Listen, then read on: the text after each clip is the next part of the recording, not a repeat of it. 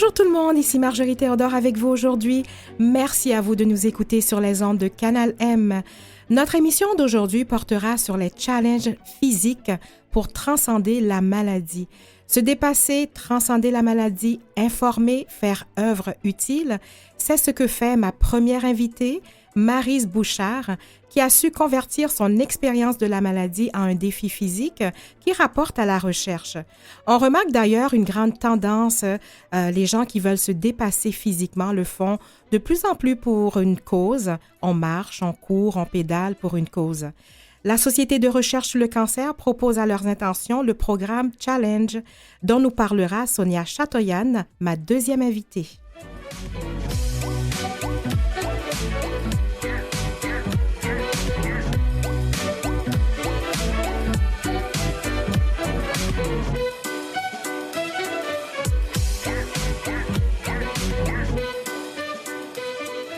Bonjour Maryse Bouchard. Bonjour Marjorie. Bienvenue à Vivement les femmes. Donc, Maryse Bouchard, vous avez cofondé avec Francine Ducas le défi Cyclomélium. Vous vivez depuis votre diagnostic en 2008 avec le myéliome multiple. Vous aviez à l'époque 49 ans. Racontez-nous votre histoire.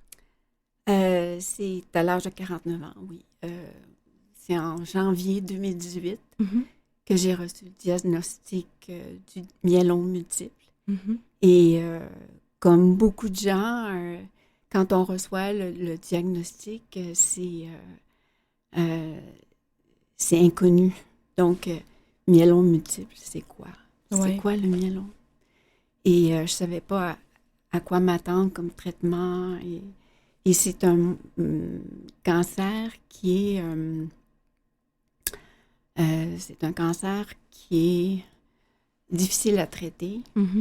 Donc, j'ai dû me faire traiter à Montréal. J'habite les cantons de l'Est. Et quand j'ai vu l'hématologue à l'hôpital, il m'a dit c'est un cancer difficile à traiter, alors on va vous envoyer à Montréal. Alors, je suis allée pour l'autogreffe à Montréal. À Montréal, à l'hôpital général juif. Donc, j'ai eu mon autogreffe là. Mais avant ça, j'ai eu tous les tests pour le myélome multiple pour savoir si on a un myélome. Oui. On a des prises sanguines, on a une formule sanguine. Oui. On a les radiographies de pied en cap.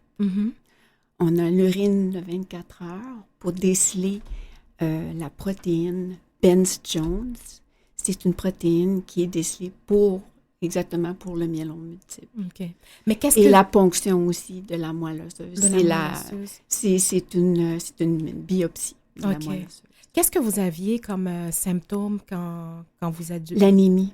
J'étais fatiguée. OK. C'était à l'automne, lors d'un examen de routine avec mon médecin de famille. Elle m'appelle pour me dire... mais ça va pas, là, j'ai pas un bon résultat dans ton sang. Oui. J'ai dit, est-ce qu'on peut recommencer? Et puis, on a recommencé. J'avais encore les mêmes problèmes. Puis, elle me dit, est-ce que tu es fatiguée? J'ai dit, oui, je suis fatiguée, mais je viens de déménager. Quand on vient de déménager, habituellement, on ressent beaucoup de fatigue parce qu'on... Certainement. Oui, on fait beaucoup de tâches, puis bon. Alors, moi, j'associais ça au déménagement. Et elle me dit, elle dit, là, je t'envoie voir un hématologue, mais il ne faut pas t'énerver. Elle dit, faut voir ce que c'est avant. Oui. Donc, elle me dit, tu fais une gammapathie. Une gammapathie, c'est un désordre sanguin. Ça peut être bien des choses. OK. Donc, je suis allée voir l'hématologue. Et là, il a procédé à tous les tests dont je vous ai parlé. Oui. Et j'ai su, ça c'est avant les fêtes, et c'est après les fêtes, là, en janvier, que j'ai su que j'avais le myélome multiple. Oui. Ouais. Puis, à cette époque, vous étiez dans une vie active comme personne, hein? Oui. OK. Je suis sportive, mais je fume pas.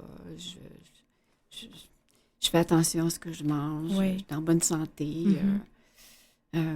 Puis bon, et j'avais décidé de prendre une pause pour m'occuper de ma mère, qui avait des symptômes de démence vasculaire. Donc, j'avais pris une pause pour ça, pour m'occuper d'elle. Donc, elle vivait à la maison. Et quand j'ai appris ça, bon, je faisais les deux. Oui, je comprends. Oui. Dans une période quand même difficile. Oui, ça n'a pas été facile. Ouais. Pour mon conjoint non plus, mais bon, Marcel m'a toujours soutenu là-dedans. Il m'a toujours beaucoup aidé. C'est un peu grâce à lui que je vais bien aujourd'hui. Là, oui. Parce qu'il a pris des congés, lui aussi, sans solde. Et puis bon, donc... mais c'est la vie. Mais bon, on ne l'accepte pas comme ça quand on reçoit le diagnostic. Oui. La vie te bascule complètement. Puis bon, tu te dis, bon, qu'est-ce que j'ai fait pour avoir ça? Mais ça arrive. Ça, oui. Ça arrive. Et puis, le myélome multiple, ben, les symptômes sont différents pour chaque personne. Oui, OK. Puis, après le diagnostic, puis tous les traitements, ça a changé complètement votre quotidien. Est-ce qu'il y avait une base régulière des traitements à faire? Oui, bien, il y a, pour l'autogreffe, la préparation pour l'autogreffe, c'est c'est par induction qu'on appelle. Donc, c'est des injections qu'on reçoit. Puis bon, les effets secondaires sont plus ou moins ressentis. Au début, c'est à la longue qu'on le ressent. J'ai pas une grosse perte de cheveux, comme d'autres. Ça vient un petit peu plus tard. OK. Alors, j'ai eu ça. Et après, ça, c'était une série d'injections en espace de 2 semaines. Une autre série d'injections en espace de 2 semaines. Ensuite, j'ai eu une chimiothérapie. Oui. Et j'ai eu aussi, quand j'ai eu l'autogreffe, là, on m'a fait une autre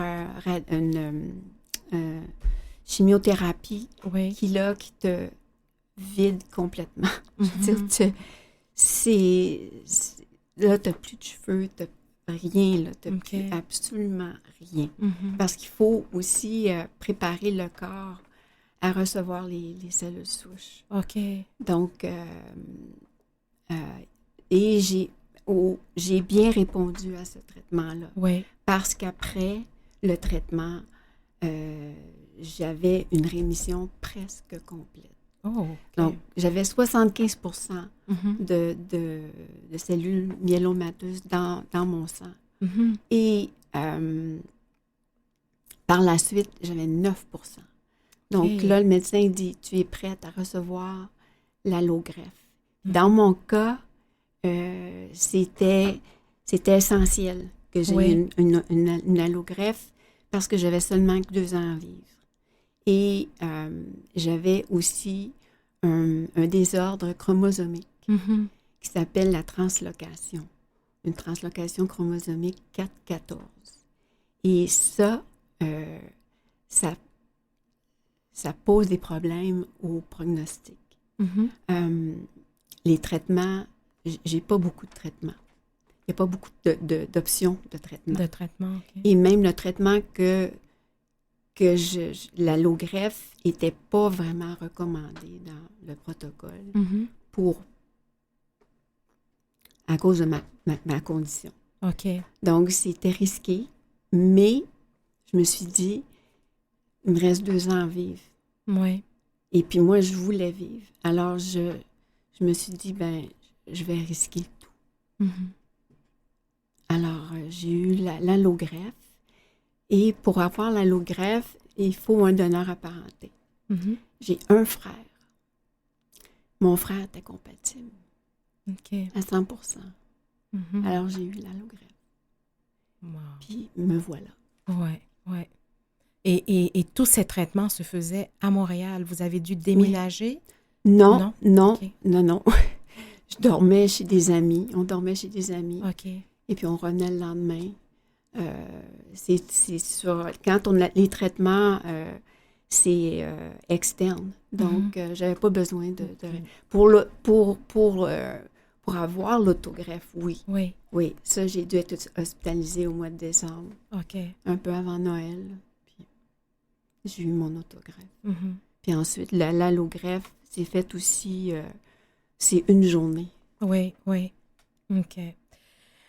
Oh, bon, nous allons aller vers une petite pause parce que nous allons vraiment rentrer dans la genèse du défi cyclomyélome, dans ce que vous avez cofondé avec Francine. Donc, on va en parler après l'écoute d'une chanson que vous avez choisie, Marie, c'est Happy.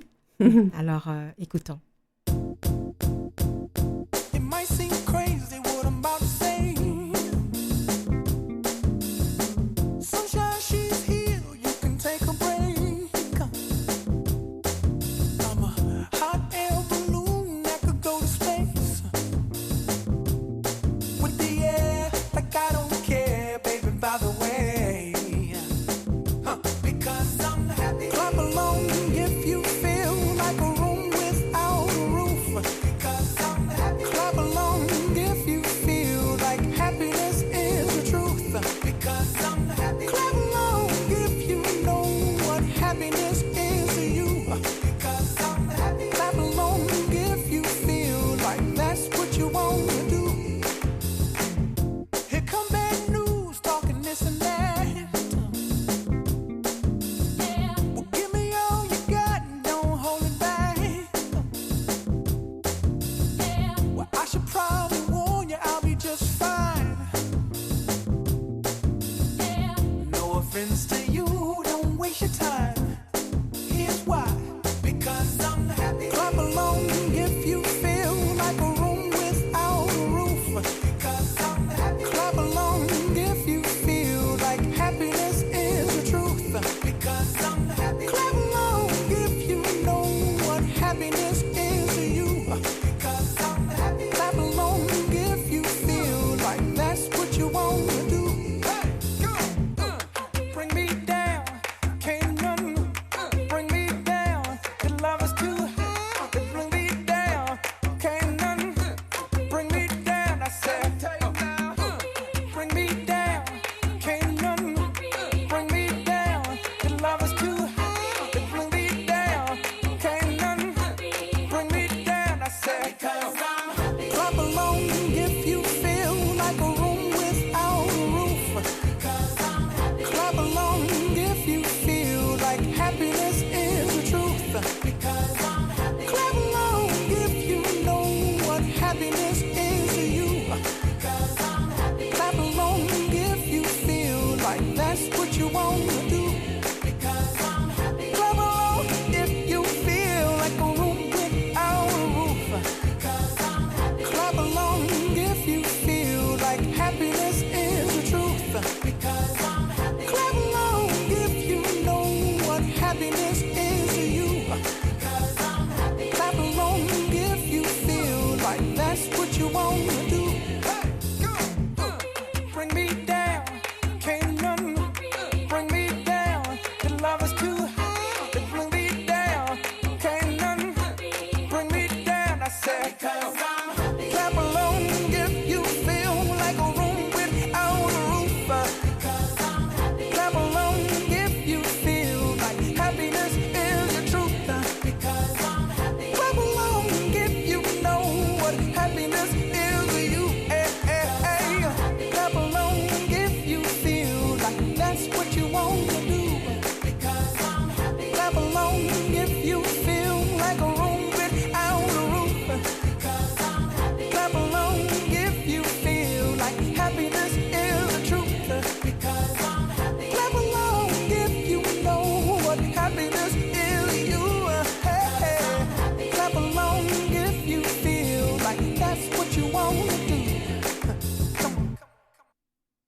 Je suis de retour avec Maryse Bouchard, cofondatrice du défi cyclomyélome.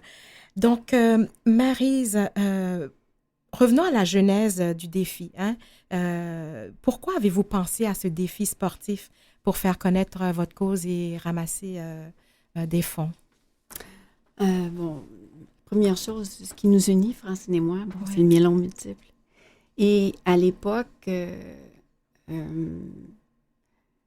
c'est un cancer, c'est encore aujourd'hui un cancer, mais à l'époque, ce qu'on voulait, nous, c'est de faire connaître le myélome multiple, d'en parler. Plus on en parle, plus les gens connaissent la cause.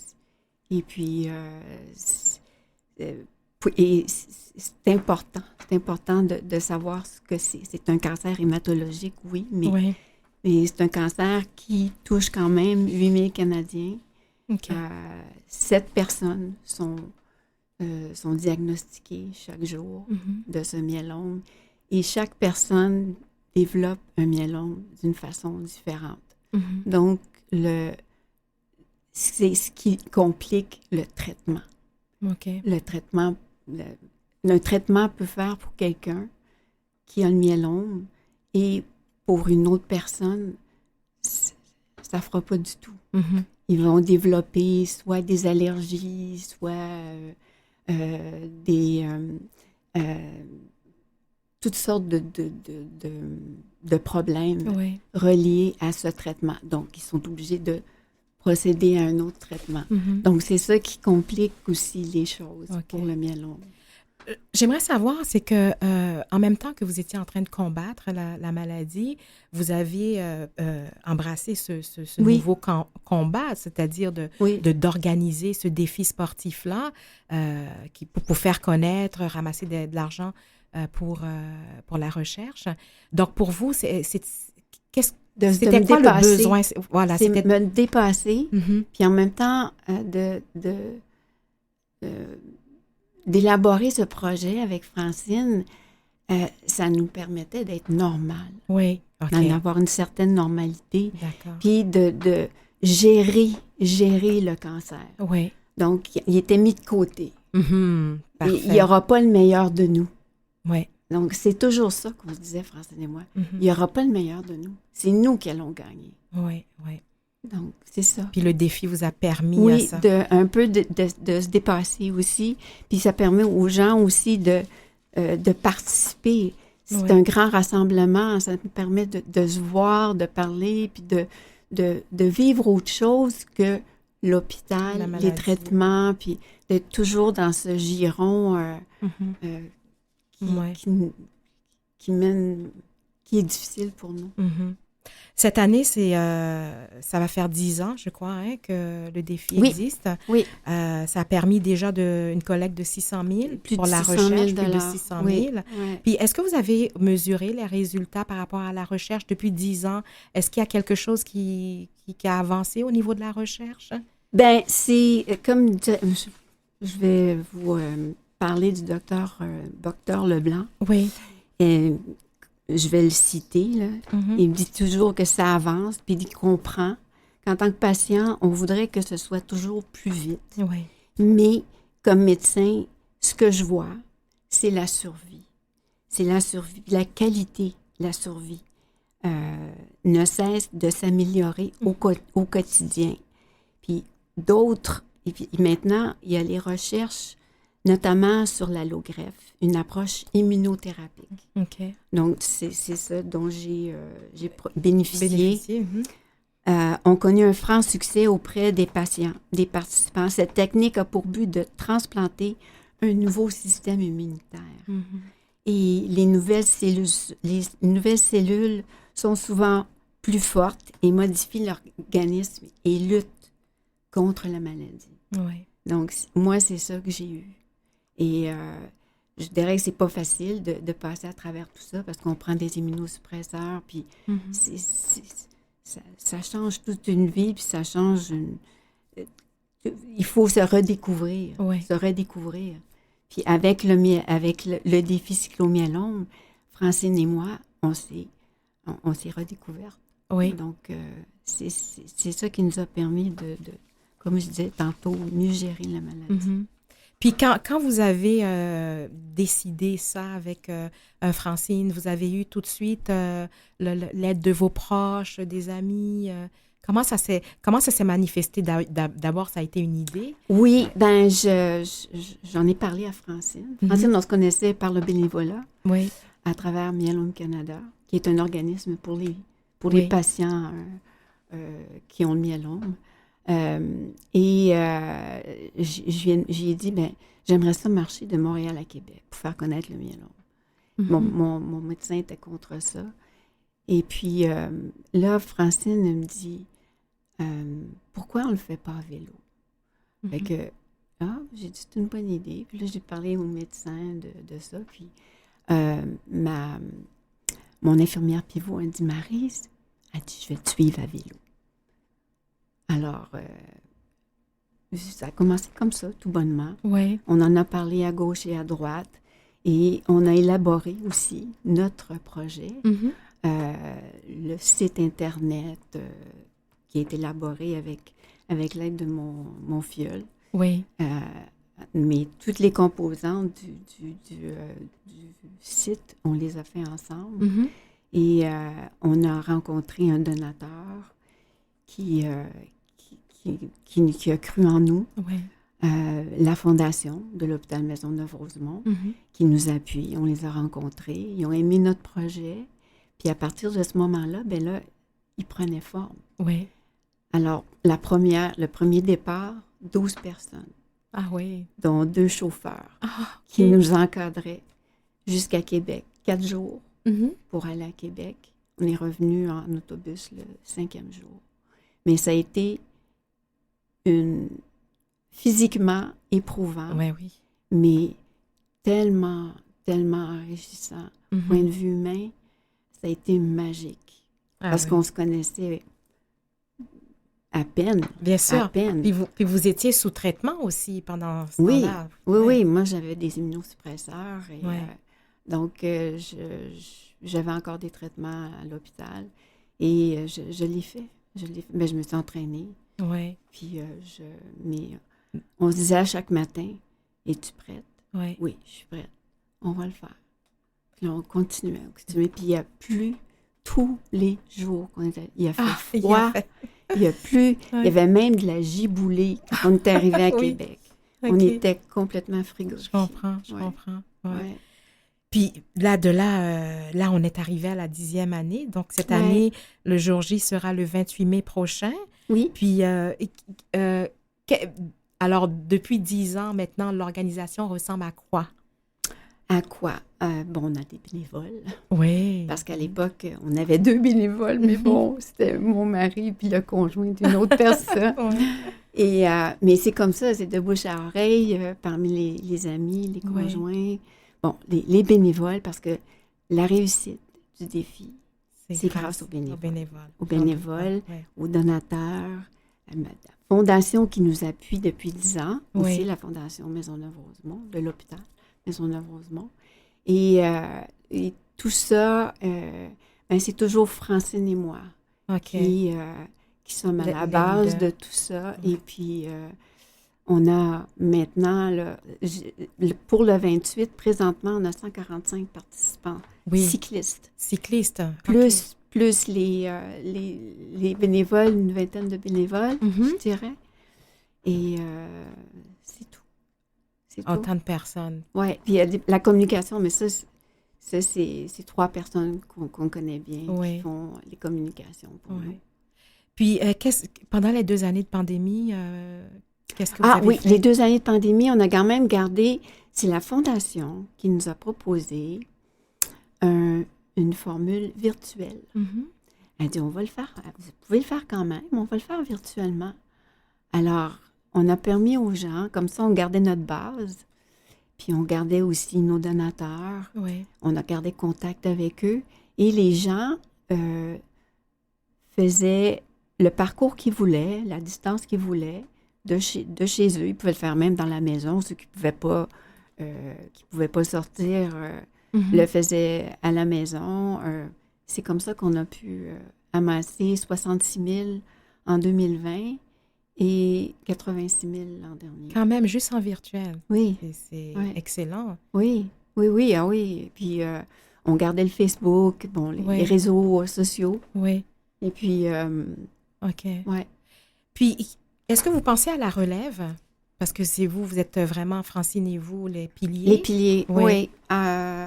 Oui, mais pas pour l'instant. On n'a Non, c'est pas, sûr, mais mais je veux dire, oui, mais je suis certaine qu'on va avoir une relève. Je Oui. suis certaine. Oui.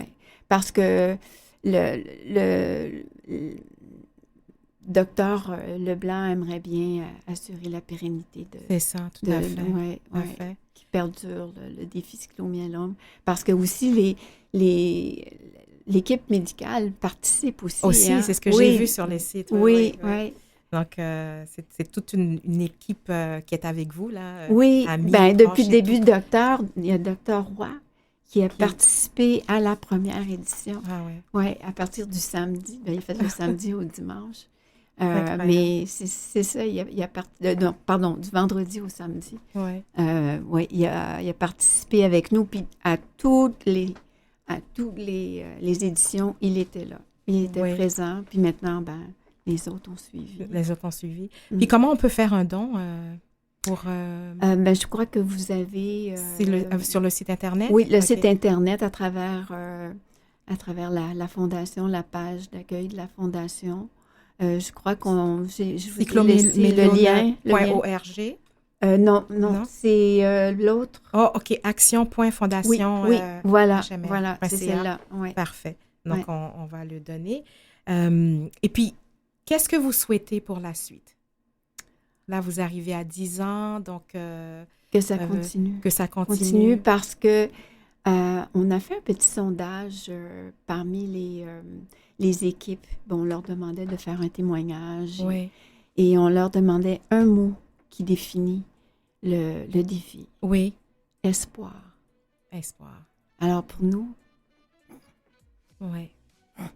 C'est l'espoir. ça veut tout dire. Oui. C'est l'espoir. Ouais. Alors, sur ce mot espoir, Maryse Bouchard, vraiment merci. Merci de nous avoir informés sur le myélome multiple et le défi cyclomyélome. Je rappelle que le défi aura lieu le 28 mai prochain et vous pouvez faire un don sur le site de action.fondationhmr.ca. Maryse Bouchard, vous nous inspirez par votre courage et votre détermination. Bonne continuation. Merci. Merci à vous.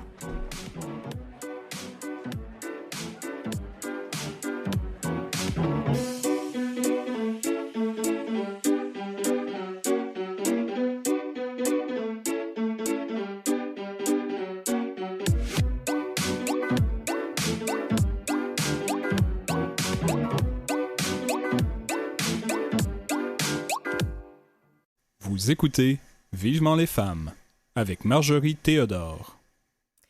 Après avoir entendu en première partie Maryse Bouchard, cofondatrice du défi cyclomyélome, je vais maintenant m'entretenir avec Sonia Chatoyan, directrice développement et gestion événementielle de la Société de recherche sur le cancer. Bonjour Sonia Chatoyan. Bonjour Marjorie. Bienvenue à Vivement les femmes. Merci. Donc, Sonia, expliquez-nous comment la Société de recherche sur le cancer en est arrivée à proposer des challenges. Ah ben oui, c'est une très bonne question. Écoutez, ça fait déjà près de 12 ans maintenant qu'on a instauré le programme Challenge à la Société. En fait, c'était pour donner l'occasion à monsieur, madame, tout le monde de prendre une action concrète pour se battre contre le cancer, en fait, et en fait, collecter des fonds pour la maladie, parler de cette maladie-là et de l'importance de financer la recherche. Donc, comment faire mieux que de s'impliquer soi-même dans un projet valorisant et qui change une vie pour une bonne cause? Oui. Puis, qu'est-ce que vous proposez? Parce qu'il y a plusieurs challenges. Qu'est-ce que vous proposez? Puis, est-ce que tous les challenges sont exigeants physiquement? Donnez-nous des exemples. Avec plaisir. Ben, en fait, ces challenges-là s'adressent un peu au grand public. Hein? OK. Alors, il faut qu'il y en ait de tous les goûts, pour tous les niveaux. Normalement, quand les gens viennent vers nous, on leur dit que ces défis-là sont d'un niveau intermédiaire à avancé, mais avec le moindrement d'entraînement, d'un engagement de notre part là, pour s'entraîner physiquement et tout ça, et se préparer avec notre équipement, se préparer mentalement aussi au oui, défi, ben n'importe qui entre 18 ans et 99 ans oui, pourrait réussir faire... ce défi-là. OK. Mais ça demande quand même une persévérance, engagement. Hein, je fais des blagues un peu, mais c'est de la marche consécutive pendant plusieurs jours, des heures et des heures de marche. Des fois, il y a des défis qui ont des dénivelés. Alors, les gens doivent aller en altitude. C'est pas évident, dépendamment de nos défis. Par exemple, le Ladakh qu'on offre, c'est un défi en Inde, dans les Himalayas. Alors ça, il y a un niveau de difficulté supplémentaire lié à l'altitude, mais il y a certains défis comme ceux aux îles de la Madeleine qu'on offre depuis 2021. C'est plus à plat, hein? C'est un peu plus accessible peut-être, mais c'est quand même des jours et des jours de marche pendant plusieurs heures. Puis ce que je comprends, c'est ça, les défis ne sont pas juste au Québec, Canada, là, ils sont... Vous parlez de l'Inde, alors c'est partout dans le monde que... En fait, c'est drôle qu'on parle ça. On est allé à l'envers un peu avec notre programme. Oui. À l'origine, ce programme-là permettait à des gens de visiter des destinations lointaines. Okay. Alors, on n'avait presque pas de défis au Canada. En fait, on n'en avait vraiment pas. Et c'est à cause, malheureusement, de la pandémie qu'on a dû se réinventer un peu parce que ça a été dur. Les années avec la pandémie, on a tout arrêté nos voyages à l'international, évidemment. Ça, Et là, on s'est creusé les méninges. On s'est dit, qu'est-ce qu'on fait? Et donc, on a proposé en 2021 un défi, le premier, aux îles de la Madeleine, auquel j'ai participé d'ailleurs. C'est une histoire formidable. Mais depuis... on en a offert d'autres. Alors, encore une fois, les îles de la Madeleine en 2022. On va aller dans les Chic-Chocs à Charlevoix. Puis en 2023, on va visiter Terre-Neuve avec nos défis. Donc, au fur et à mesure que là, la pandémie s'estompe, je l'espère à tout jamais, on va pouvoir déployer à nouveau nos défis à l'international, mais on va garder quelques défis locaux. Locaux quand même. Mais pendant les 2 années où on ne pouvait pas, est-ce que vous aviez quand même fait quelque chose virtuellement ou bien même pas, ça s'y prêtait pas? En fait, malheureusement, nos défis, ça se prêtait pas à faire des défis virtuels, vraiment. Donc, il a fallu vraiment réfléchir comment on va faire pour faire des défis et ramasser des sous, justement, alors que la pandémie sévit et qu'on ne peut pas se déplacer à l'international. Donc, en 2020, il n'y a rien eu. Ça a été vraiment triste pour nous, mais on s'est repris en 2021 avec un défi. Et là, en 2022, il y en a 3. Et en 2020, c'est-à-dire en 2022, il y en aura 3. En 2024, il y en aura plusieurs aussi, 3 de même. Et en 2023 que j'ai oublié, on en aura 6 défis. Okay. Excusez-moi, j'ai mêlé les cartes un peu. Hein? Mais non, mais c'est très clair quand même. Ce que je voulais vous confirmer, c'est que est-ce que chaque défi est dédié à une cause? Parce que en début d'émission, on a eu Maryse Bouchard qui est, elle, le défi Cyclomélium. Donc, je voulais savoir, est-ce que les défis dont vous me parlez, est-ce que il y a une cause associée ou c'est pour toutes sortes de causes? Absolument, une très bonne question. En fait, ce programme-là, le programme Challenge SRC, fait partie de nos activités signatures à la Société de recherche sur le cancer. Et donc, nous, la Société, on existe depuis 1945 et notre mission unique est de financer la recherche sur tous les types de cancers. Okay. Alors, on finance à travers le Canada les meilleurs chercheurs en cancer et on leur donne l'occasion de faire avancer leurs recherches pour justement mieux comprendre le cancer, mieux le traiter, mieux le prévenir et tout le reste. Et donc, vous savez peut-être, mais il existe plus de 200 types de cancers. Le myélome en est un, d'ailleurs. Mais nous, on se consacre à tous les types de cancers. De cancer, OK. Et puis, alors vous proposez les challenges. Est-ce que si quelqu'un du public voudrait démarrer un challenge pour justement le cancer, est-ce qu'ils peuvent faire appel à vous? Comment ça fonctionne? Absolument. Le programme Challenge est très, très bien rodé. Hein? Nous, on propose une série de destinations annuellement. Les gens consultent notre site web au challengesrc.ca. Ils vont regarder quelle sorte de défis on a. Ils se décident sur leur destination préférée. Et là, il y a un objectif lié à ça. Ils doivent collecter les sous. Et une fois qu'ils ont collecté les sous, bien, ils peuvent partir réaliser le défi avec le reste du groupe. Et si jamais ils voyaient que, bon, il y a une destination qui les intéresse, mais qui ne se trouve pas dans notre brochette de destination, notre calendrier de destination, eh bien, ils peuvent toujours nous proposer, puis on est toujours ouvert, là, on travaille avec les gens pour développer des nouveaux défis chaque année. Puis l'encadrement de l'organisation, c'est qui prend en charge? Est-ce que c'est vous ou c'est... Une très bonne question, encore une fois. C'est vraiment nous, la société de recherche, on a une équipe qui est en place dans mon département, justement. Oui. Et là, on prend le participant du jour A et là, on l'encadre. Et donc, on lui offre... ça fait partie du service, premièrement, une page web pour qu'il puisse collecter ses fonds. Ben oui. Alors, tout c'est automatisé. Ensuite de ça, on a des spécialistes formidables qui collaborent avec nous, nutritionnistes, pharmaciens, entraîneurs, des spécialistes en équipement. Et tous ces gens-là donnent bénévolement de leur temps pour soutenir les participants au fur et à mesure qu'ils avancent. On a même un spécialiste qui donne des conseils sur la collecte de fonds, justement, pour quelqu'un qui n'en aurait jamais fait. C'est toujours mystérieux, hein, faire une collecte de fonds quand on n'a jamais approché ça. Alors, on essaie de démystifier ça aussi, de donner des outils aux participants pour qu'ils se sentent épaulés, encadrés, et tous les groupes partent avec un guide accompagnateur de Montréal et ils reviennent tous ensemble. Et pendant le défi, il y a aussi un guide local qui est là pour les soutenir. Alors, pour qu'il n'y ait aucun problème, on les encadre de A à Z.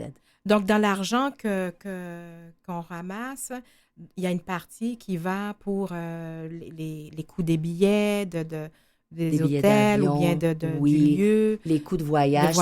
En fait, c'est une belle formule qu'on a développée au fil des ans. On s'est rendu compte que ce serait plus simple de fixer un objectif dans lequel est inclus les coûts de collecte de fonds. Oui. Par contre, c'est pas tout le monde qui est confortable de dire « Ah, ben, je vais me laisser payer un voyage par mes donateurs. » Il y a certains qui ont ce sentiment-là, mais en fait, ils peuvent soit décider de payer eux-mêmes la portion qui est liée à leur coût de voyage. Exactement. Ou bien, en fait, nous, il y a quelque chose qu'on dit tout le temps. Quelqu'un qui veut juste faire un voyage, il n'a pas besoin du programme Challenge. Le programme Challenge, là, c'est vraiment parce que les participants veulent faire une différence. Parler de la cause, parler du programme, faire avancer les choses. La recherche, et donc, s'ils voulaient juste faire un voyage, ils pourraient très facilement appeler une agence de voyage, écrire un chèque et s'en aller. Alors qu'ils s'impliquent pendant une longue période. Des fois, là, les participants sont impliqués pendant 1 an et demi, 2 ans avant de faire le défi. C'est quand même un engagement là, qui est vraiment notoire. Est-ce que c'est correct si... Je pense que dans les collectes de fonds, maintenant, ça prend vraiment la forme d'épreuves physiques. On en voit beaucoup. C'est plus qu'avant. Est-ce que c'est vrai? Vous avez constaté ça? J'ai constaté que les gens veulent prendre une action. OK. Ils veulent s'impliquer. Et c'est ce qu'on voit chez nos participants du challenge. Par exemple, je vais vous donner des exemples. Oh mon Dieu, j'en ai tellement vu passer au fil des ans des centaines de participants qui n'avaient jamais fait de trekking, qui n'avaient jamais même, marché pendant quelques heures ou fait du trekking en altitude. Eux, là, il y avait une vision. Je veux faire le Kilimandjaro. Je veux me rendre au camp de base de l'Everest. Ils ont une vision et ils ont un objectif et ils veulent l'atteindre.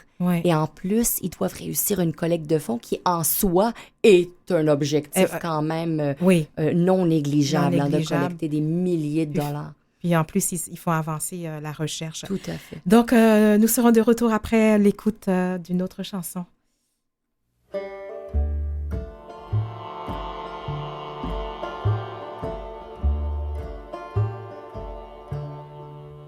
Quand le soleil s'élevait sur un horizon lourd, dans la furie des feux qui brûlent l'innocence, mais dans le bruit tonnant qui voile les contours, tu as poussé ton chant par-dessus les silences. L'écho en retour ne t'a donné que des cendres et a chuchoté au dessin de tes méandres d'aller ton chemin. Tu peux marcher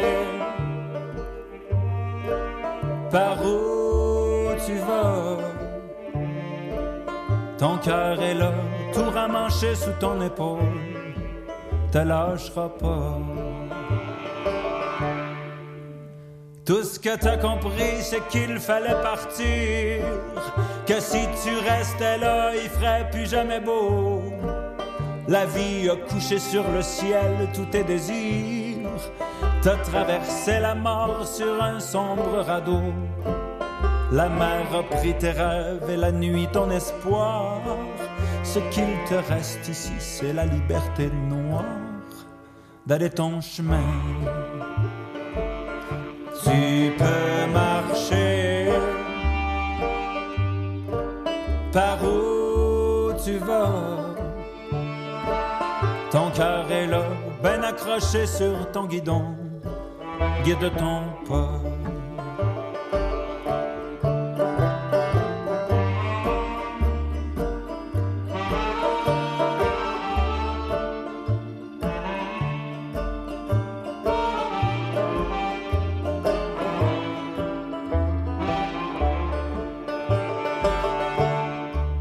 T'as tout laissé là-bas pour pouvoir ériger le jour. Mais tes fantômes toujours te ramènent au combat. Ici dans la lumière, t'as souvent les yeux sourds. Avoir ta vie dans le vieux rêve d'être chez toi. Le sol brisé de tes racines casse la route. Et à chaque heure, tu mesures ce que ça coûte d'aller ton chemin. Tu peux marcher par où tu vas. Ton cœur est là, tout ramanché sous ton épaule. Te lâchera pas. Tu peux marcher par où tu vas. Ton cœur est là, ben accroché sur ton guidon. Guide ton pas. Ton cœur est là, tout ramanché sous ton épaule. Guide ton pas.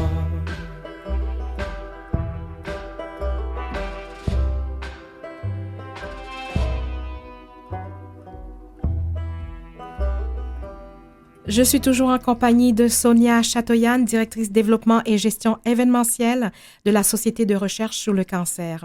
Alors, Sonia, quand on regarde le matériel photo là, sur le site web de la Société de recherche sur le cancer, il semble que ce sont les femmes qui soient en majorité. Est-ce que c'est vrai? Vous avez raison, tout à fait. Oui. En fait, c'est une constatation que j'ai fait moi-même. Oui. Je vous dirais, j'ai fait quelques calculs là, en préparation pour l'entrevue, puis je vais vous dire que c'est à peu près 80% des femmes qui s'impliquent pour le défi challenge. Alors, j'aurais cru que ça aurait été peut-être 50-50, là, mais non. C'est les femmes. Mais comment qu'on explique ça? On est très, très bonne. Hein? Ben c'est ça, c'est sûr, il va t'en dire.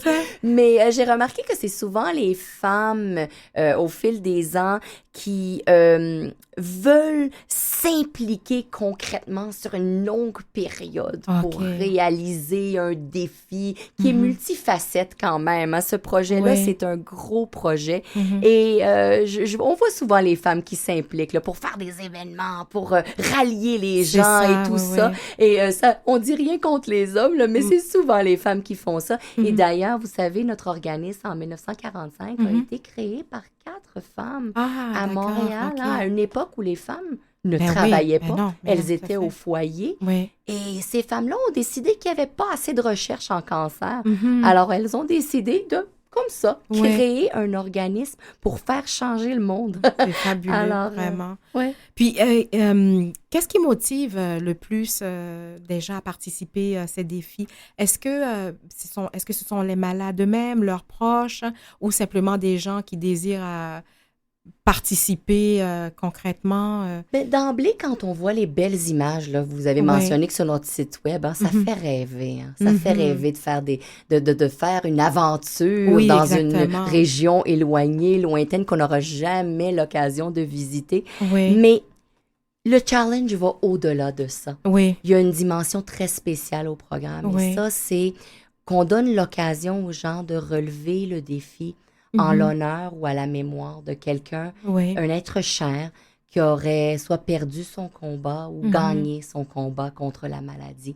Parce que le programme, si on fait un parallèle, hein, le programme Challenge, le parallèle est de une personne qui a un cancer vit tous les jours avec son cancer. C'est un défi au quotidien. Au quotidien, en effet. Hein, on ne peut pas prendre une pause quand on a le cancer. Et donc, le challenge, avec ces défis-là qui s'échelonnent sur plusieurs heures et jours, Oui. c'est le même combat qu'il faut livrer. On ne peut pas prendre une journée de congé pendant le challenge. C'est ça. Alors, c'est vraiment une dimension très spéciale qui rend ça tout aussi, en fait, beaucoup plus significatif. Tout à fait. Et puis, oui, c'est très significatif que ce soit pour la personne qui est atteinte ou les proches. Oui, ça arrive parfois hein, que les gens ont un cancer et dès qu'ils sont en rémission, ils vont dire « Maintenant, je m'en suis sortie, je vais faire un défi. » Ça, ouais. Et aussi, c'est thérapeutique pour d'autres qui ont vécu un deuil. Il y a des gens qui avaient des gens malades dans leur entourage et qui ont perdu la personne. Et ça, le challenge leur permet de passer à travers ça, en quelque sens. Ouais. Puis, combien le programme Challenge de la Société de cancer ramasse annuellement? Ça peut représenter combien? Écoutez, annuellement, sur une bonne année, une de nos meilleures années, c'est à peu près 6 ou 7 défis, je disais, par année.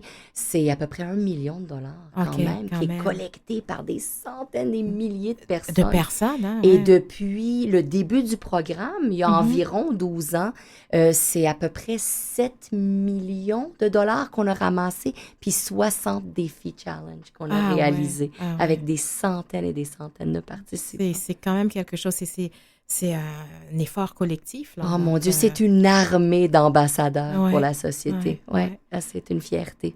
Puis, au niveau des frais de fonctionnement, ça représente à peu près, c'est un 80-20 au niveau, parce qu'il y a quand même des gens derrière là, qui travaillent. Ah oui, absolument. Et il y a aussi le fait qu'il faut acheter des billets d'avion, ce genre de choses-là. Ouais. On travaille avec une agence de voyage pour le programme Challenge. Et en fait, ce que l'agence de voyage nous permet de faire, c'est de bâtir des défis avec des groupes et donc amortir les frais, réduire les frais. Hein? Quand on part en groupe, plus le volume est gros, moins les coûts sont élevés. Alors, ça nous permet d'en remettre plus à la recherche sur le cancer. Et nous, on fonctionne conformément à l'Agence du revenu du Canada, alors à ces normes-là. Et donc, on essaie que les défis ne dépassent pas le 35 de coûts de collecte de fonds. Alors, on parle d'un 65 qui est remis directement à la recherche. Et parfois, les gens, comme je vous disais tout à l'heure, ils décident de payer leur coût de voyage eux-mêmes. Ça, ils font en sorte que 100 des revenus sont remis à la cause. Ah oui. Puis vous-même, vous avez participé, vous avez dit ça en début d'émission. Oui. Comment ça s'est passé pour vous? Ah, c'était merveilleux. Je vraiment, moi, ça fait presque 11 ans que je suis à la Société de recherche sur le cancer. Et donc, pendant des années, j'ai vu tous ces gens-là partir faire des défis et j'en avais jamais fait. Et je m'étais dit que pour mon 10e anniversaire à la Société, j'allais relever un défi. En fait, j'étais supposée d'aller au Madère, au Portugal, avec un groupe et Stéphane Rousseau, qui était notre porte-parole à l'époque. Et finalement, la pandémie a sévi. Alors, on a dit, non, on va faire un défi au Québec. Je me suis joint au groupe. On est allé aux îles de la Madeleine, finalement. Et ça a été un voyage mémorable. Dur pour mes orteils, dur pour mes pieds puis mes genoux. Un gros défi. J'ai vu comment c'était pas facile et c'était fatigant et épuisant, mais une fatigue formidable. En fait. Et des amitiés, des liens qui se sont créés à jamais. J'ai 15 nouveaux amis que j'ai découvert pendant ce voyage-là. Ouais. Et on garde contact et on veut faire d'autres défis ensemble. Ben oui, parce que ça crée des liens très forts en plus. Oui, comme nul autre voyage qu'on pourrait faire. Le challenge a cette dimension-là spéciale de rassembler les gens, d'unir les gens, de créer des amitiés là, à vie. Puis, en début d'émission, on parlait aussi comment que ces défis-là, ces challenges nous permettent de transcender la maladie, de faire en sorte que notre combat n'est pas en vain. Est-ce que vous, lorsque vous rencontrez ces gens-là aussi sur le terrain, en défi, est-ce que vous ressentez cela aussi? Oh mon Dieu, tellement. Tellement. Je veux dire, moi-même, je n'ai jamais eu un cancer, mais j'avais 4, 5, 6 personnes autour de moi qui en avaient eu. J'ai perdu des proches et j'ai pensé à eux chaque jour de mon défi. Et je me suis dit que je vais faire une différence. Il y a des gens dans mon groupe qui ont perdu un fils, une fille. Il y a des gens qui eux-mêmes étaient malades. Je vais vous raconter une mini-anecdote. Il y avait 2 filles qui se sont inscrites au challenge il y a quelques années avant la pandémie. Et ces 2 filles-là voulaient relever un défi. Et de par le temps que le grand jour du départ est arrivé, une des filles était décédée du cancer. Alors, l'autre fille a dit, il faut que je fasse ce défi-là parce que je dois honorer mon ami qui voulait le faire avec moi. Et alors, on se surpasse durant ces voyages-là. Patient ou survivant du cancer ou pas, on se surpasse. Et on doit faire preuve d'endurance. Et oui, transcender les défis, on se rend compte qu'on est vraiment chanceux. Quand on fait ce défi-là et qu'on peut s'émerveiller par des beaux paysages, rencontrer des gens formidables, de pouvoir relever ces défis-là, c'est une richesse. Oui, c'est ça. Puis surtout, lorsque je parlais justement avec Maryse Bouchard, qui elle-même, lorsqu'elle a débuté, elle était en traitement, et puis elle a quand même fait le parcours Montréal-Québec. Quelle formidable combattante, quel bel exemple. Ah oui, tout à fait. C'est vraiment un exemple extraordinaire. Très inspirant, d'ailleurs. La société offre quelle autre activité de programme à part du challenge? Est-ce que vous avez comme d'autres activités pour ramasser pour la recherche? Oui, absolument. Mon Dieu, on a un formidable barbecue urbain qui va avoir lieu le 14 juin. J'invite tout le monde à y être présent. C'est au Grand Quai de Montréal, dans le Vieux-Port. Un événement qui nous permet d'aller chercher 600 000 $ net sur une heure du lunch. Alors, c'est vraiment un bel événement. Puis on est chanceux. On va avoir Ricardo qui va être là comme ambassadeur du barbecue. André Robitaille, notre nouveau porte-parole qui va animer. Et on va goûter au mets formidable de Marc-André Jeté, de Marc-André Jeté, le traiteur. Donc ça, c'est un de nos événements. On a un événement à l'automne qui s'appelle Les Accords Célestes où on unit la bonne musique, la bonne bouffe, les bons vins pour le plaisir des sens. Au mois de novembre, le 1er novembre, on a une activité cyclo-golf aussi qui se passe à Montréal, mais qui se passe aussi à Sherbrooke et à Québec sous la forme de cyclo-marche. Donc, on invite tout le monde à venir à ces événements-là aussi. C'est entre la fin août, le 28 août et le 18 septembre que ça se passe. Oui. Ah oui. On parle de philanthropie. Oui. Hein? Est-ce que pour vous, les gens donnent autant qu'avant ou est-ce qu'ils donnent autrement? Avez-vous vu une différence lorsque vous faites vos collectes de fonds? Est-ce que vous me posez la question par rapport à avant ou après la pandémie? Oui, exactement, tout à fait. Mais écoutez, nous, on a été très, très, très chanceux parce que durant la pandémie, les gens se sont montrés solidaires à notre cause, alors que tous nos événements ont été annulés et qu'on a essuyé des pertes de 5 millions de dollars en 2020. Là, ça a été affreux pour nous. Les gens ont continué à donner. Ils ont envoyé des chèques par la poste. Alors, nous, on a un programme de publipostage aussi. Et les gens, on leur a dit, vous savez, le cancer, pendant que la pandémie sévit, le cancer ne prend pas de pause. Exactement. Alors, aidez-nous à surmonter la côte de cette pandémie-là parce que il y avait plein de programmes qui avaient été annulés. La recherche en cancer a quasiment été stoppé, mis de côté, oui. parce qu'on focusait sur la COVID. Ben oui, et donc, on avait besoin, on a fait un cri du cœur Oui. et les gens ont répondu présent par des chèques, par des engagements personnels. Oui, Extraordinaire. une chance. Hein. Vraiment. Merci, merci. Alors, sur ces mots, ceci met fin à notre émission. Donc, merci tout d'abord à ma première invitée, Maryse Bouchard, cofondatrice du défi Cyclomélium. Et merci à vous, Sonia Chatoyan, directrice développement et gestion événementielle de la Société de recherche sur le cancer. Nous en savons définitivement plus sur ces challenges physiques, mais en particulier sur celui du myélome multiple. Donc, merci à toute l'équipe, Mathieu Tessier à la mise en onde, Lynn Roy à la recherche, Jean-Sébastien Laliberté, chef diffusion technique. Ici Marjorie Théodore qui vous dit à la semaine prochaine.